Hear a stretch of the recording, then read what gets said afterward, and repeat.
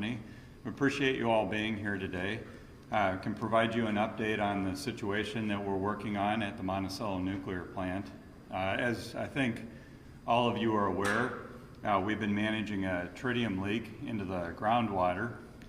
We had, when we identified that leak, successfully contained that leak, and I think, as you all know, determined that there was no drinking water concern, no safety concern, no concern to the environment. We were capturing the water from the leak. We were able to take that water and process it in our plant. That water does contain tritium. Tritium is created in the normal process of making nuclear energy. It's a very low level of radioactivity. It can't penetrate your skin. And in the quantities that are being discharged, it actually dilutes very quickly. We actually have our own drinking water well there on the site at Monticello. We, of course, checked that. It did not have tritium in it. And we have a series of monitoring wells around the plant. We were able to determine from those wells where this plume of tritiated water was. We were able to know that we were containing that water, and then we've implemented a pumping strategy to actually be able to recover that tritiated water from the ground. We've actually recovered over 30% of that tritiated water at this point.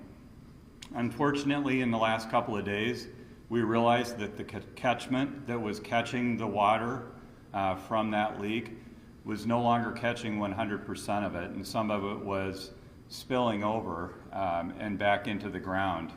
Much, much smaller than the original leak, but nonetheless, that actually constitutes a new leak under the Minnesota state rules. So we properly notified the state and NRC as appropriate, and then we determined that while we could fix that, we wanted to actually put this issue behind all of us, and so we are bringing the plant offline over the next couple of days here. We'll let the plant cool. We'll cut that pipe out. We'll send that pipe off to a lab and do a full root cause analysis on why that pipe failed. We'll do a metallurgic analysis, and then we'll determine what sorts of things we need to do for the future of the plant to ensure that we don't have that type of situation again. So we are beginning this afternoon or later today the process of down-powering the plant. We bring the plant down very slowly when we can of course bring it down quickly if we need to, but we prefer to bring the plant down offline slowly. So we'll begin that slow coast down. It'll take a couple of days. We then let the plant cool. We'll send our workers in to cut that pipe out and replace it, take care of the problem, and then whenever we bring a nuclear plant offline, we do a series of other inspections. So we'll go through that inspection checklist and determine if we want to take any other actions. I want to make a couple of points just for clarity.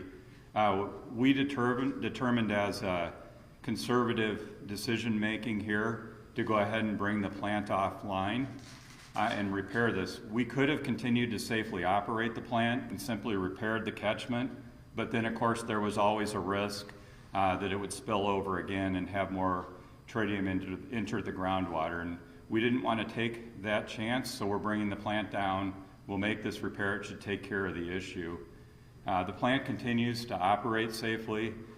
We have confidence that we'll be able to bring the plant back online and operate safely, but we are on the eve of a refueling outage. Every 2 years we refuel the Monticello nuclear plant, and then it gives us solid performance in between those refueling outages. So we'll determine as we do those inspections whether to enter that refueling outage early or whether we want to bring the plant back online. With that, I'd be happy to answer any questions or address any issues that I may not have covered with my opening statement there. One question, when the plant is shut down, is there any continuing or ongoing risk of more tritium and tritiated water entering the groundwater, or does that cut off the problem? So when we bring the plant down, that will eliminate the risk of more tritiated water entering the ground. Obviously, we need to make that repair. So as we cut that pipe out, there's always a chance that some water comes out of the system when we do that, but we're talking very minimal compared to what we've been dealing with here, obviously with the initial leak and the second much smaller leak. Chris, I know you said it's going to take a few days to back online in a few days, or do you just not know yet? We have to do those inspections that I mentioned before we'll make the decision whether we want to bring the plant back online or simply enter our refueling outage early.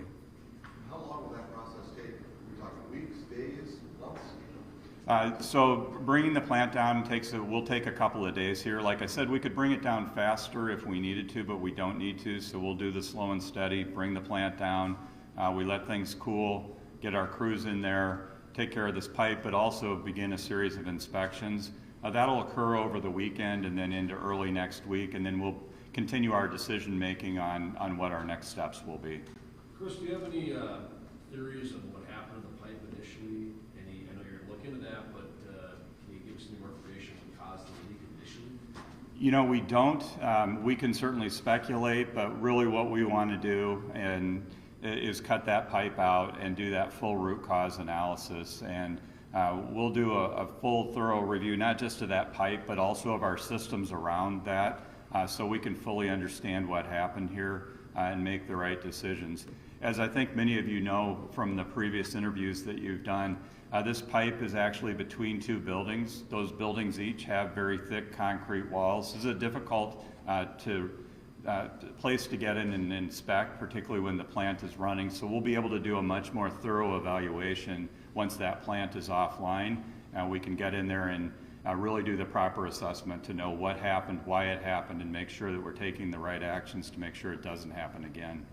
What do you tell those residents that are concerned about safety? You say, there's not a risk, but, when you live here, you own property next to the plant?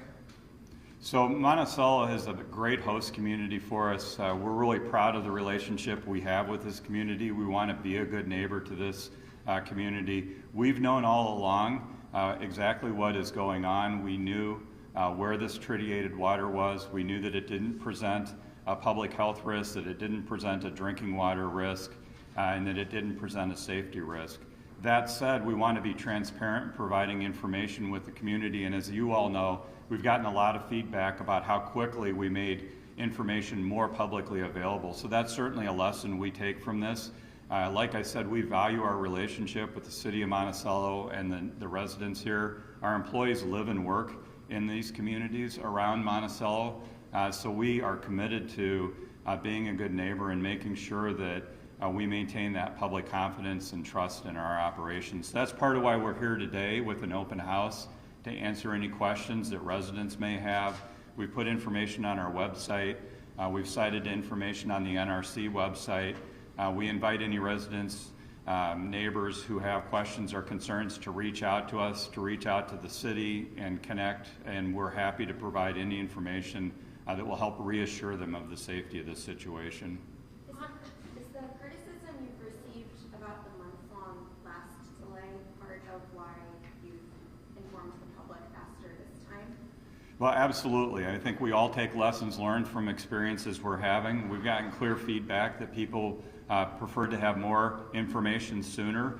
And so obviously as this unfolded, we again made all the proper official notifications, but we also wanted to quickly issue the press release so that all of you can inform the public about what's going on, but also those who are attending any of the open houses that we're hosting or coming to us for questions know that we're here to provide information and answer their concerns.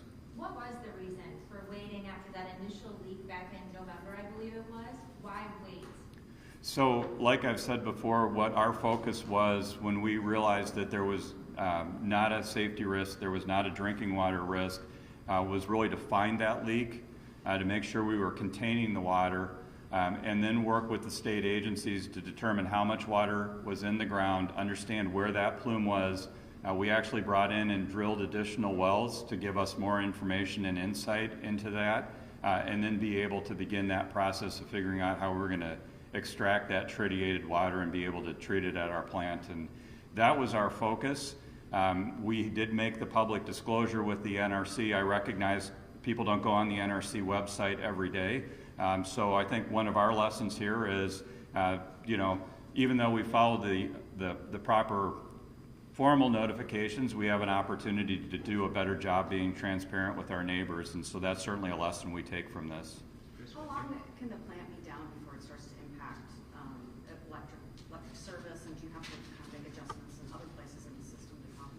Sure. So on our electric system, our generating plants are important. Obviously, Monticello is a critical piece. It provides 24-hour-a-day carbon-free energy. It serves over 500,000 customers. But we're in March.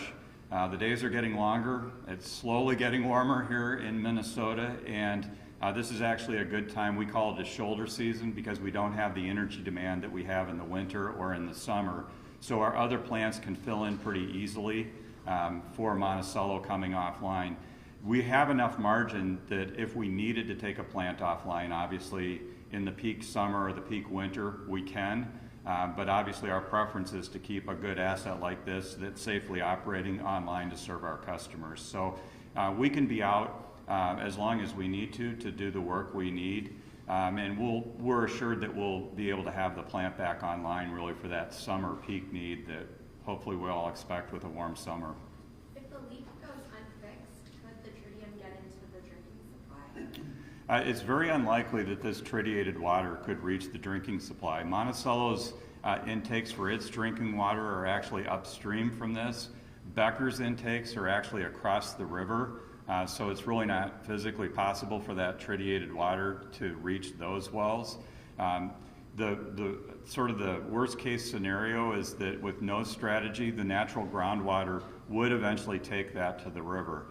It does begin dissipating and diluting as it enters that groundwater, and if it were to hit the river, which we're taking actions to make sure that it doesn't, it would dilute so much that it would likely be undetectable just a few yards away.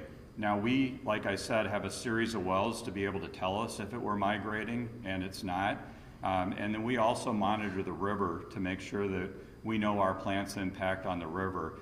So if it were to migrate, we'd still be able to test the river and determine if there were measurable levels, but the volume of water in the river is such that we would not expect that. And in fact, we've done modeling to assure ourselves that that is the case.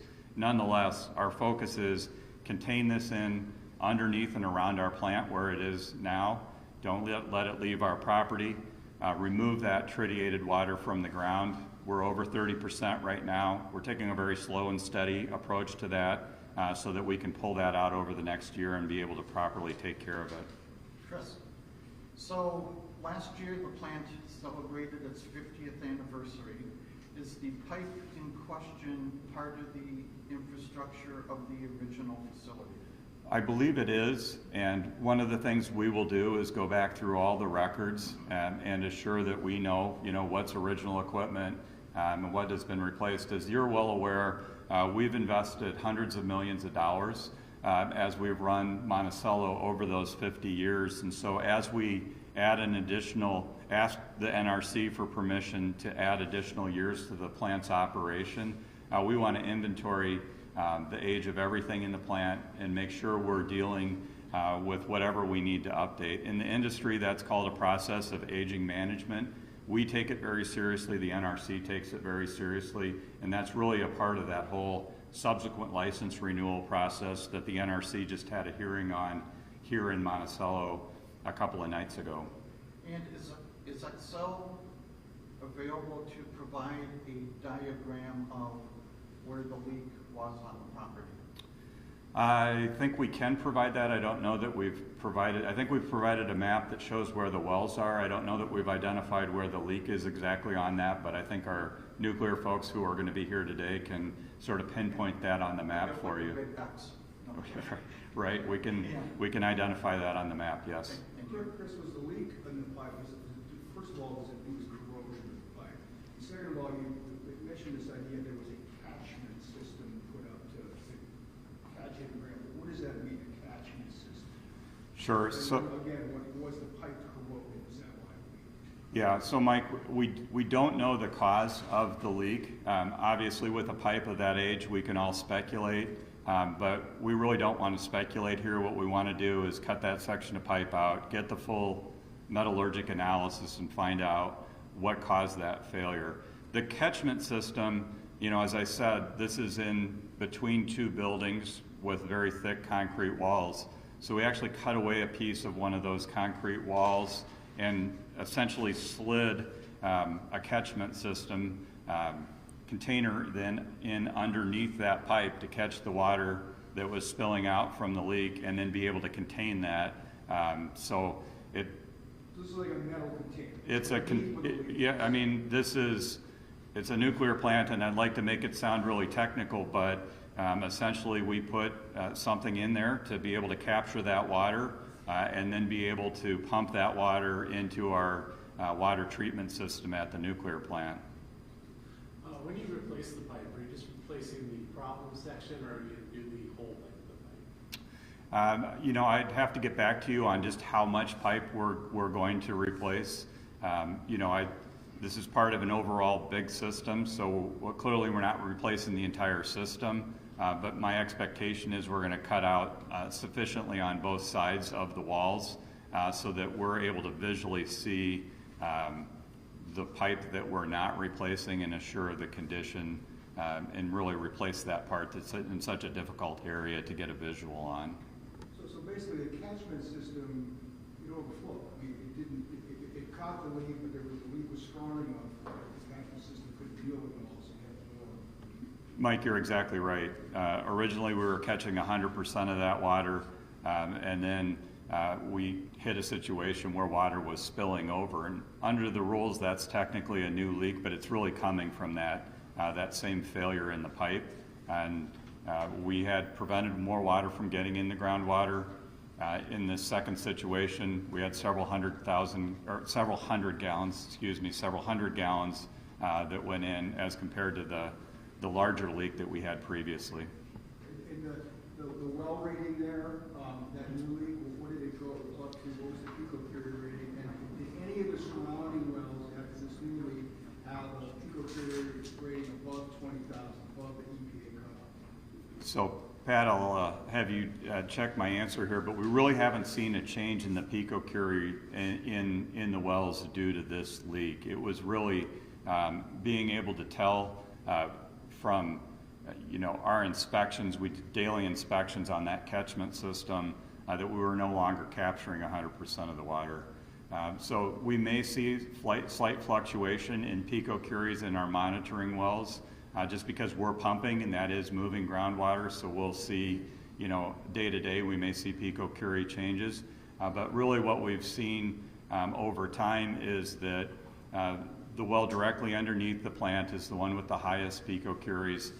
That next well has seen a significant drop in picocuries, which suggests both that we're experiencing dilution from the tritiated water from the tritium that reached the water, and that also our pumping strategy is successful in pulling that tritiated water back up. Well, the well, the immediate well, which is actually beneath the plant, So there is one well that is immediately underneath the plant, and then there's another well that is right outside, essentially outside the walls of the plant. And the well that's immediately beneath, is that still above 20,000, with the rest of them below?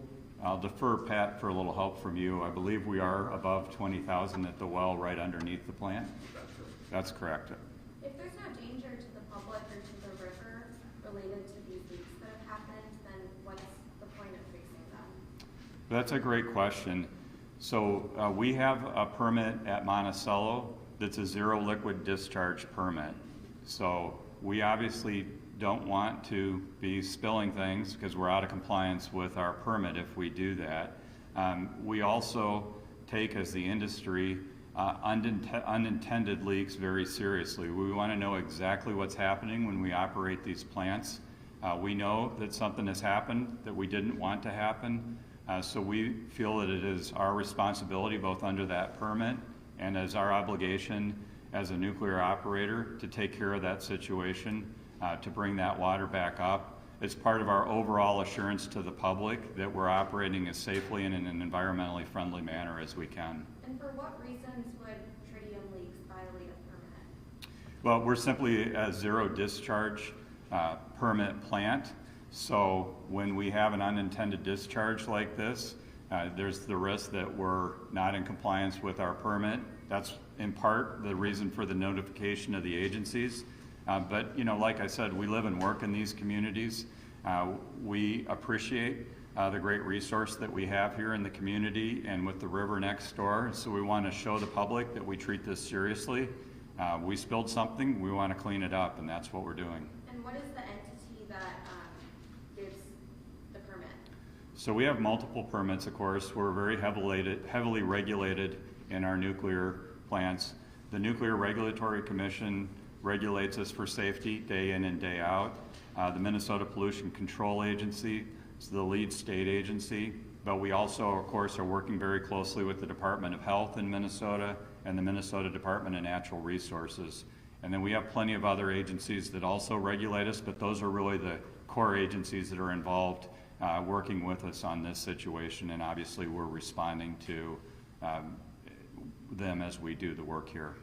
And if I wanted to talk to the entity that has the permit that you would be in violation of, then which entity would that be? So I would direct you to the PCA as the entity that's really leading their efforts, and you're also welcome to reach out, I'm sure, to any of the agencies. And the NRC has dealt with this issue not just at our plant, but across the majority of nuclear plants. And so there's good information on their website about tritium and tritium releases. In each case, the NRC has thoroughly reviewed these.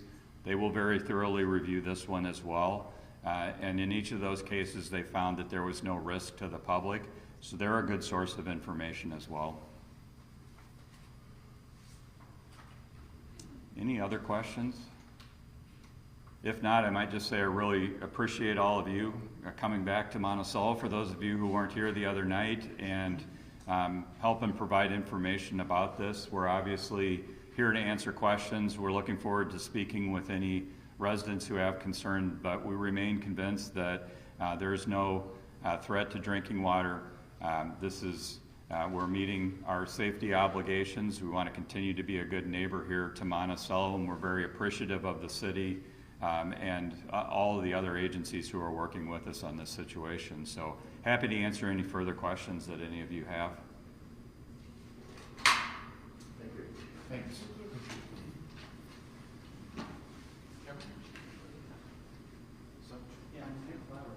Just hope I didn't hit the microphone too many times. I talked with my hands and I whoever's this one was got it the most. I'm gonna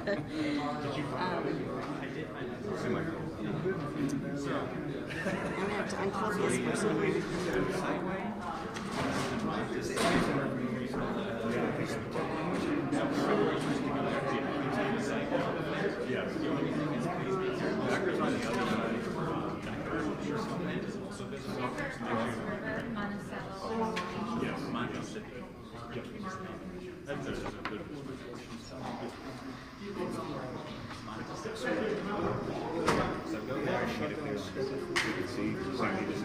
Because we feared foliage on the way because we need to make an outage. Oh, so that's what makes it easier to see what's going on.